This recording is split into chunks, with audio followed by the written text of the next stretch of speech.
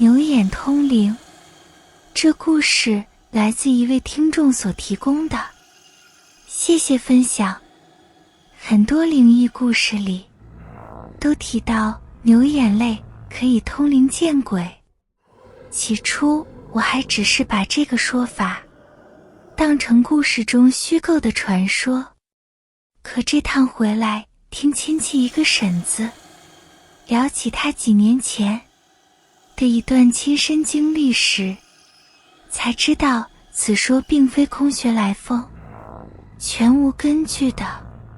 这个婶婶常年住在下面乡里，她家院子对着的就是一条省道公路，每天车来车往，川流不息。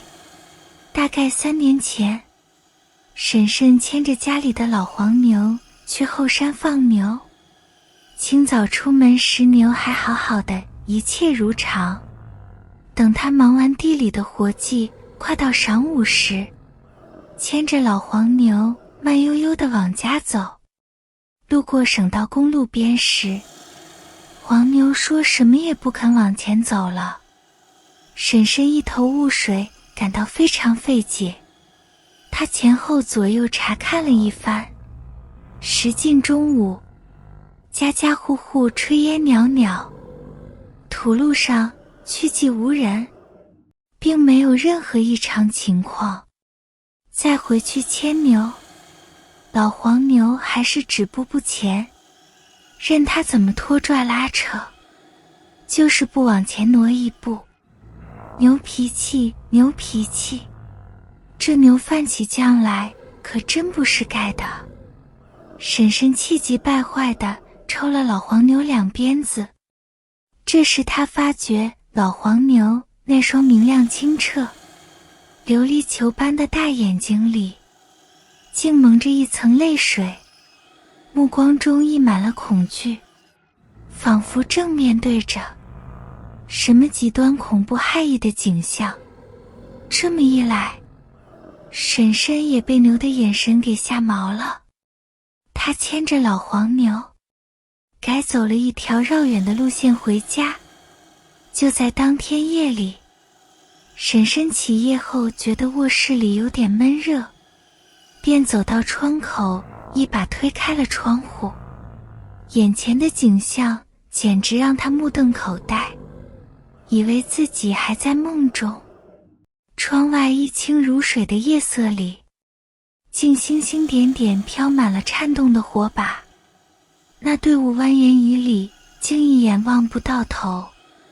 虽然是燃烧的火苗，但婶婶感受不到丝毫温热的感觉，也完全看不见火。把下面的那些人惊慌失措中，婶婶喊醒了叔叔一起过来看。叔叔直走到床边，张了一眼就赶紧拉开婶婶，飞快地关严了窗户。婶婶惊愕地问道：他爸，那是啥？叔叔一脸惊魂未定地说：你个憨娘们，那哪是火把，那是鬼火啊！百鬼夜行，怕是要出大事情了。此后不到1个星期，婶婶家门口的省道公路上发生特大连环追尾事故，10多辆汽车高速相撞，死了很多人。婶婶说那几天都不敢开窗的，冲鼻的血腥味道熏得人几欲作呕。婶婶坚信老黄牛一定提前感知到了什么，才会犯起牛性子，坚决不走那条每天都走的小路。我一听此牛竟有如此神通，马上迫不及待要求一睹真容。婶婶不无遗憾地告诉我，去年那头黄牛老病交加，眼看着不久于人世了，他男人就把牛杀了卖钱了。据说宰杀那头老黄牛时，在场所有人都看见牛眼中源源不断涌出汩汩清澈的流泪，无不动容唏嘘。那眼泪里有恐惧，有不舍，更多的恐怕还是对自己耕耘效力一辈子的主人竟如此寒凉薄情而感到的透顶失望吧。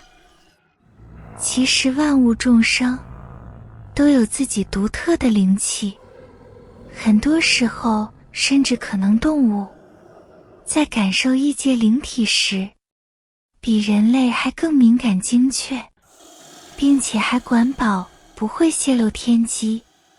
作为万物之灵的人类，是该珍惜善待动物对我们的忠诚与信赖，还是只知一味驱使奴役，甚至戕害凌虐，卸磨杀驴？